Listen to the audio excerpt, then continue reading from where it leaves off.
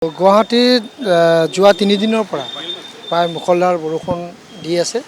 বিভিন্ন ঠাইত পানী জমা আছে, কিন্তু পানী জমা হোৱাৰ পিছতো আমাৰ বহুখিনি পানী আমি ওলাই লৈ যাব পাৰিছোঁ। ভৰলু নদী উফন্দি আছিলে, ব্ৰহ্মপুত্ৰ উফন্দি আছিল, সেইফালে কিছু ঠাইত পানী হোৱাৰ তেনেকৈ আমি দেখিবলৈ পাইছোঁ। আৰু বিশেষভাৱে বৰষুণটো নেৰাৰ কাৰণে বহুখিনি ঠাইত পানীও এতিয়াও আছে। আৰু বিভিন্ন ঠাইত আমি গুৱাহাটী পৌৰ নিগম, আমাৰ GMDA, PWD গোটেইখিনি কাম কৰি আছে সুন্দৰভাৱে। এইখিনি কাম কৰি থকাৰ কাৰণে আমি যোৱা ৰাতিও আমি মেডিকেল GMCHত যিখিনি পানী সোমাইছে সেইখিনি ওলাই লৈ যোৱাৰ ব্যৱস্থা আমি গ্ৰহণ কৰিছোঁ। সকলো ক্ষেত্ৰত আমাৰ লাগি আছে। আৰু মেঘালয়ৰ পৰা যিটো বৰষুণৰ পানী আহিছে তাৰ ক্ষেত্ৰত বেছিকৈ আমাৰ দিছপুৰ অঞ্চলৰ পৰা বেছিকৈ আমি প্লাবিত হৈছে। সেইখিনি পানী ওলাই লৈ যোৱাৰ ক্ষেত্ৰতো আমাৰ ব্যৱস্থা গ্ৰহণ কৰিছে। আৰু যিহেতু গুৱাহাটীখন সুন্দৰভাৱে নালা নৰ্দমা নিৰ্মাণ কৰি থকা হৈছে, তাৰ কাৰণে বহুখিনি পানী আমাৰ ওলাই যোৱাৰ ক্ষেত্ৰত বহুতো দেৰি হৈছে। সেইখিনি কাম এতিয়া সম্পূৰ্ণ হ'ব, নিশ্চয়কৈ পানীখিনি ওলাই লৈ যাব পাৰিব। নহয়, এতিয়া বৰষুণৰ পৰিমাণটো বৃদ্ধি হৈছে। আৰু চাব আপুনি মেঘালয়ৰ ফালৰ পৰা যিটো আমাৰ নেশ্যনেল হাইৱেৰ ফালে আছে, তাতে অতিপাত বৰষুণ হৈছে যোৱা আমাৰ 3-4 দিনৰ পৰা। সেই অঞ্চলৰ পানীখিনি আহি পেলাই সেই অঞ্চলতে আপোনালোকে লক্ষ্য কৰিব পাৰে যে দিছপুৰ সমষ্টিৰ অঞ্চলতে বেছিকৈ পানী হৈছে, য'ত আমাৰ ডিভিজন 5 আৰু ডিভিজন 6 আছে।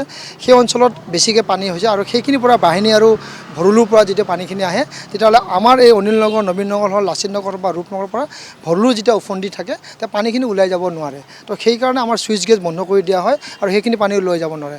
সেইকাৰণে বহুতো ঠাইত পানী কমিছে আৰু কিছু ঠাইত আমাৰ নতুন ঠাইত আমাৰ পানী তেনেদৰে দেখা পোৱা পাইছে। তো সকলোখিনি কৰাৰ ক্ষেত্ৰত যিখিনি আমাৰ নলা নৰ্দমা নিৰ্মাণ হৈ আছে, সেইখিনি সম্পূৰ্ণ হোৱাৰ পিছতহে এইখিনি পানী কেনেকৈ কি যাব পাৰে, এইটো ওলাই যাব পাৰে। নাই, কানেক্ট নাথাকিলে পানী কেনে ওলাই যাব? এইটোতো আপোনালোকে তেনেহ'লে যদি বৰষুণ দিছে এই 4-5 দিনলৈকে পানী থাকিলে হয়।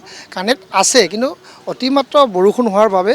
আৰু আমাৰ আগেও কৈছোঁ যে নলাৰ যিটো আমাৰ কেপাচিটি আছে, আগৰ তুলনাত গুৱাহাটীৰ যিটো আছে, সেইটো বহু কম আছে। পানী ওলাই লৈ যোৱাৰ ক্ষেত্ৰত আমাৰ অলপ দেৰি লাগিছে।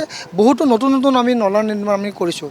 আপুনি চাওক, এইটো কি বুলি ক'ব, আমাৰ ছুপাৰ মাৰ্কেটৰ যিটো আমাৰ হেৰি আছে, এইটো ক্লক টাৱাৰ য'ত আছে, তাৰ পৰা আমি ভৰলুলৈকে এটা নতুন ড্ৰেইন এটা নিৰ্মাণ কৰিছোঁ, য'ত আমাৰ বশিষ্ঠপুৰৰ পৰা পানীটো ওলাই যোৱাৰ ক্ষেত্ৰত হওক বা ৰুক্মিণী গাঁৱৰ পৰা ওলাই যোৱা পানীৰ ক্ষেত্ৰত সেইটো PWD নিৰ্মাণ কৰিছে। সেইটো প্ৰায় সম্পূৰ্ণ হোৱাৰ অৱস্থাত আছে।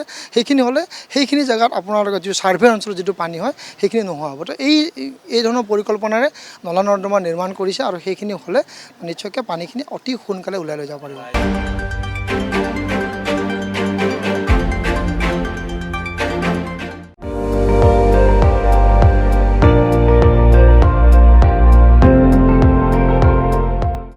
আপুনি চাই আছে ND24, সৰ্বশ্ৰেষ্ঠ নহয়, সৰ্বোত্তমৰ দৌৰা।